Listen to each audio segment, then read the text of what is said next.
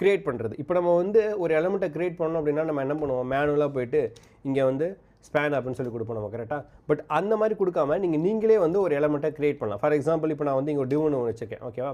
This is div அப்படின்னு சொல்லி கொடுக்குறேன். இப்போ இந்த டிவ் அப்படிங்கிறது எனக்கு வந்திருக்கும் ஆக்சுவலாக கரெக்டாக. இப்போ இந்த டிவ்க்குள்ளே நான் வந்து என்ன பண்ணுறேன் அப்படின்னா ஒரு பட்டனை க்ரியேட் பண்ணோம் அப்படின்னு சொல்லி ட்ரை பண்ணுறேன்.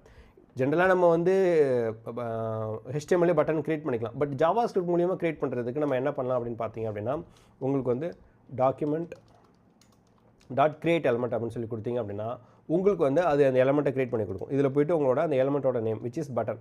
ஸோ இப்போ என்ன ஆகும்னா பட்டன் அப்படிங்கிறது க்ரியேட் ஆச்சு. பட் இதை வந்து HTML இன்ஜெக்ட் பண்ணல. இப்போ நான் இந்த இடத்துல க்ரியேட் பண்ணிட்டேன், ஃபைன். பட் இதை வந்து நம்ம HTML இன்ஜெக்ட் பண்ணுறதுக்கு ஃபஸ்ட்டு என்ன பண்ணோம் அப்படின்னா இது ஒரு வேரியபிளை ஸ்டோர் பண்ணிக்கணும்.